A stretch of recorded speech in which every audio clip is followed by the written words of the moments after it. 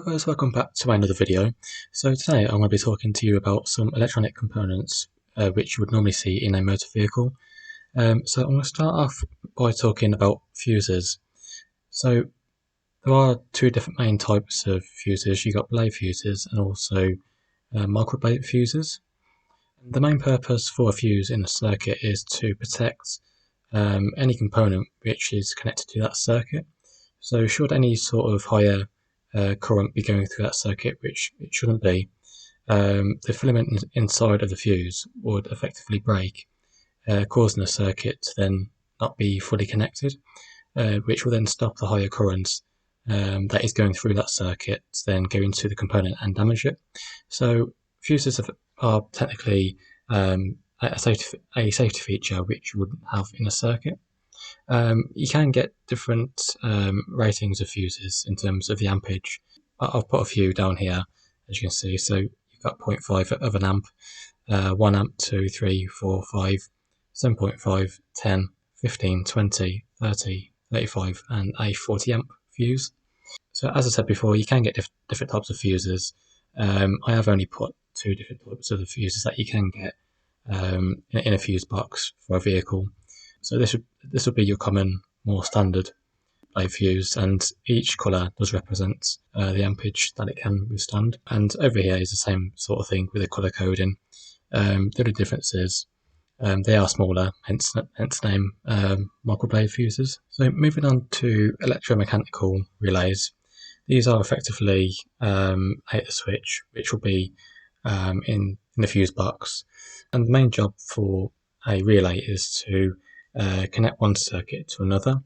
So I'll put a little diagram here of the internal components of a relay, and what will happen is you would then get the power supply and the load come through here, to then which the electromagnetic coil will then generate some current going around it, and then the movable armature will then go back down where the contact will then connect with the stationary contact, which will then complete the circuit.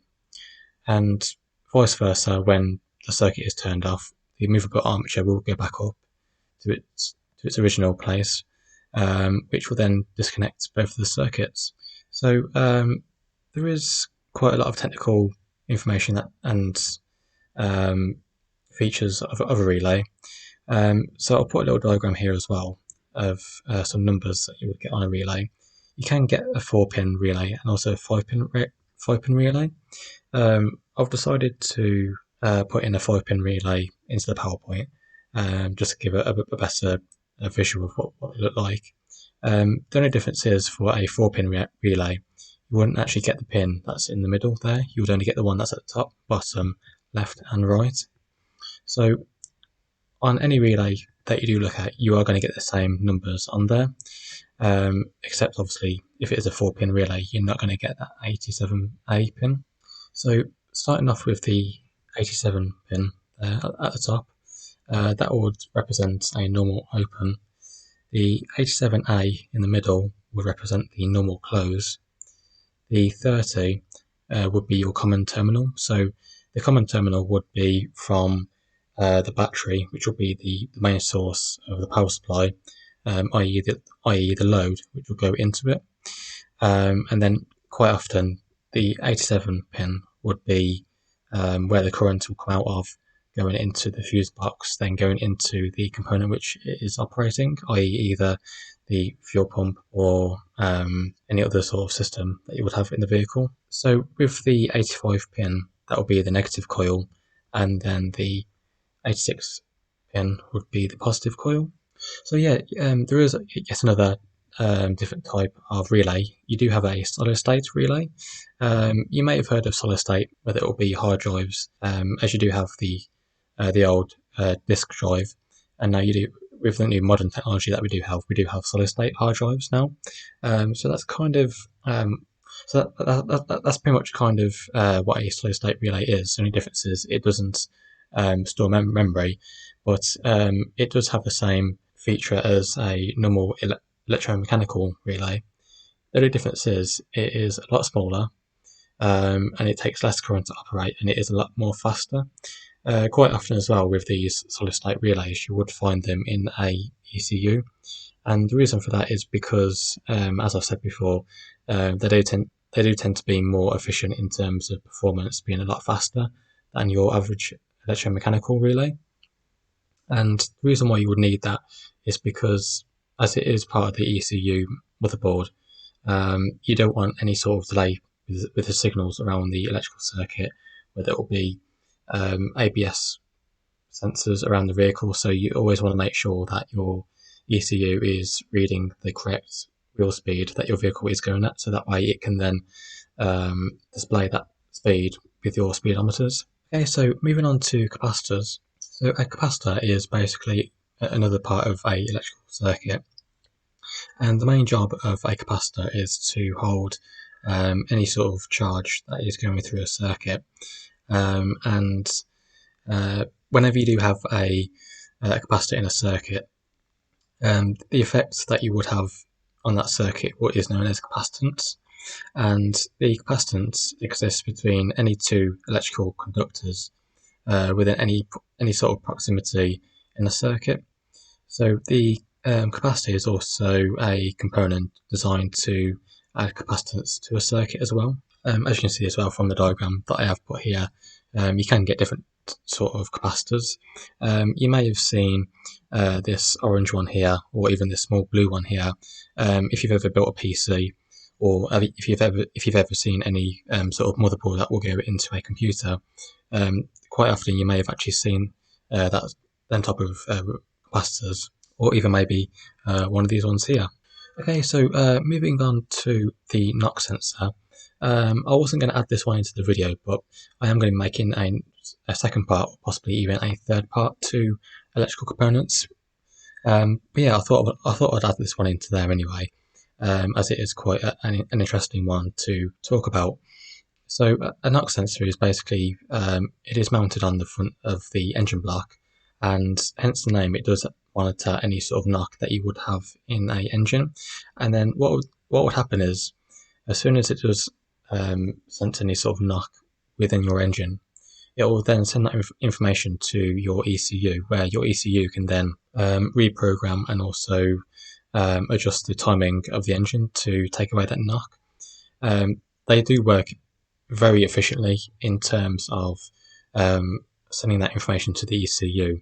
It is very much instant, so if you were to have any sort of diagnostic equipment hooked up to that, you would definitely be able to see how fast these things do operate at. And that is another thing that I do want to be doing as well with my practical videos as well. I understand that there isn't any practical videos on my channel just yet, but they will be coming soon, as soon as COVID is over. But yeah, that is another video that I do want to do for the future, which would be showing the actual operation of a knock sensor as well, just so you can get a better visual of it working. Okay, so moving on to the sixth component, which I'm going to be talking about today, and that is a variable resistor. And the main purpose of a variable resistor is to change the reading that you would normally see on a fuel gauge. I've put a little diagram here as well, again, just so you can have a better understanding as to whereabout they are and how they work. So they do have many other names as well, such as a potentiometer, which is more of the more modern name that we do use for them. So if you've never heard of a variable resistor, I'm sure you've definitely heard of a potentiometer. So the potentiometer in a fuel gauge and a fuel system would be actually integrated into the fuel pump, which will then go into the fuel tank. So this operates quite a little bit like a toilet system as well. So you've got the float here, and what will normally happen is, as you do start to fill your petrol tank or diesel tank up further and further, that float and the float arm will then begin to rise, and the potentiometer or variable resistor would actually be located in here, just there. So as this arm goes up, the potentiometer will start to turn with it as well, then effectively sending that information through the wiring into the wiring loom, which will then be connected to your fuel gauge. So depending on the angle that your float arm is at, would be dependent on what is going to be displayed on your fuel gauge as well. Okay, so moving on to the next item on the electrical components, and that will be a resistor. So the resistor actually applies resistance to a circuit. It can also devise voltages as well as also adjust the signal levels. So a fixed resistor have resistance that only change slightly with temperature, time, or operating voltage. You can also see as well in this one here, you can also see as well there are different coloured bands around the resistors, and that would actually indicate the value of how much resistance they can each withstand. Again, if you were to look at a wiring diagram, the actual icon for a resistor would be this one here. Okay, so moving on to a throttle actuator. So this is basically, it is a very clever little computer that is integrated into the electrical circuit of a vehicle, as well as the computer side of things. So a throttle actuator is, it's kind of like a little computer whereby, so it will basically monitor the angle which your throttle flap will be open at. It will then send that information to the ECU, so the ECU knows how much air is going into the engine, so it can then rectify how much your fuel to air ratio would be. Quite often as well, if you are having any sort of diagnostic problems in terms of burning more fuel than usual, quite often this will be the case to the fault of why you are having that experience with your vehicle. Obviously, it can be many other items which are within the fuel and combustion system.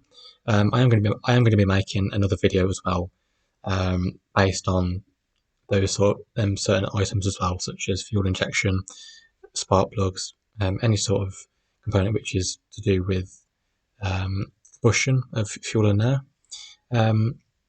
Yeah, I think that's pretty much the end of it now. I hope you guys enjoyed, and yeah, don't forget to subscribe and hit the bell icon so you are notified when I do make another upload.